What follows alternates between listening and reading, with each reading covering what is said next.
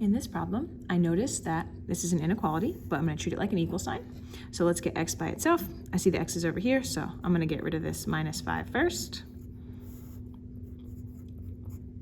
Bring down the sign. 7 plus 5 is 12. Here, I'm dividing by -3. And what I remember is that when I divide by a negative, that causes this sign to flip around. So, and then I'm just going to do the math here. So positive divided by negative is negative. 12 divided by 3 is 4. So I get x is less than or equal to -4. I check, the x is on the left, so I'm good, I don't have to flip it around. When I go to graph it, I see that there's a line underneath, so that means x is less than or equal to -4. So it can be -4, closed circle, or it can be less than -4. So I'm gonna shade to the left. These numbers to the left are less than -4, okay?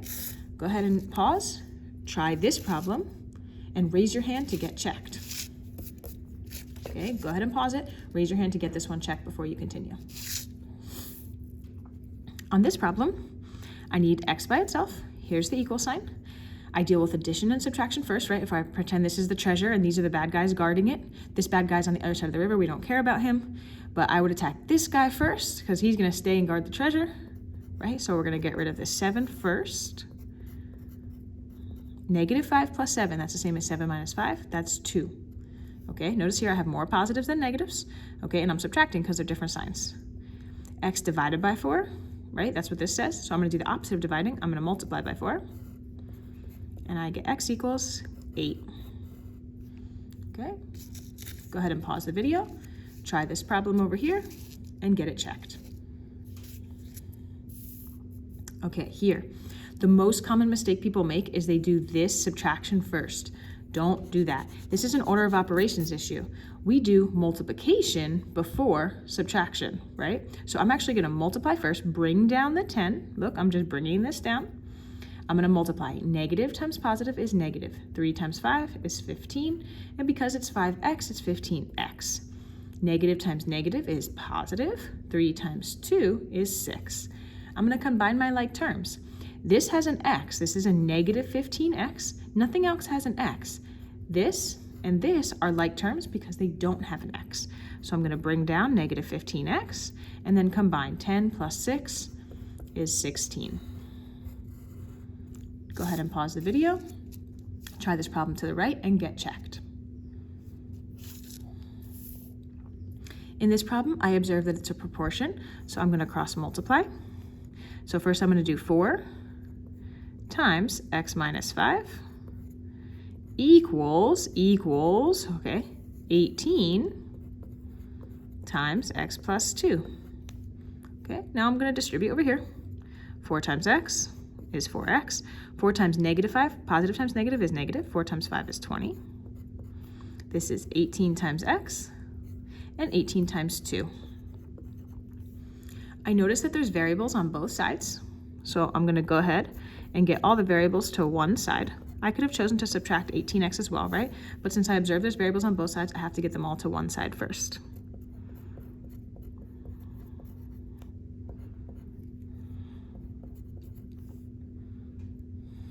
Okay, now I'm gonna subtract 36 from both sides. I get -56 equals 14x. I'm gonna divide by 14. Really tiny because I wrote too big to start with. And negative divided by positive is negative, and 56 divided by 14 is 4. X equals -4. Go ahead and pause. Try this one and get it checked. Notice this says solve for y. So here's what's going to happen. The y is going to stay. Everything else is going to move. So this whole term is going to move, and then this is going to move, right? And it's the same as solving an equation. I'm going to get rid of this bad guy first, and then attack the final boss, the one closest to the variable. So first I'm going to get rid of this term. I'm subtracting 6x.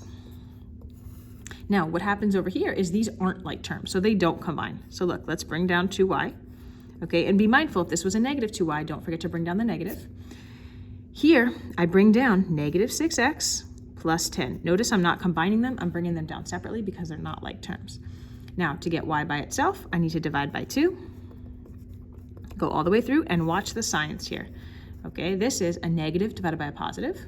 That's a negative. 6 divided by 2 is 3. Now look, let's say this was 5 divided by 2. 5 divided by 2, if I were to put it in a calculator, I get 2.5. We don't deal with decimals, so if you end up in that situation, you would have just written, like let's say this was a 5, you would have just written 5 over 2. Okay, and then here, positive divided by positive is positive, and 10 divided by 2 is 5.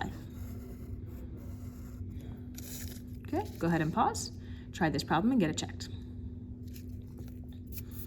Okay, let's talk about whether equations are always true, always false, or true for a certain value of x.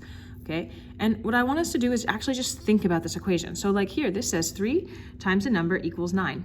Is that always true? Like, can this number be anything? Let's see, what if I plug in a 5? 3 times 5 equals 9, is that true? Oh no, 3 times 5 is 15. So it's not always true, right? I plugged in 5 and it wasn't true. Let's see, is there a number I could plug in? 3 times a certain number equals 9? Oh yeah, 3 times 3 equals 9. So it's not always false, right? The value 3 would make this true. 3 times 3 is 9.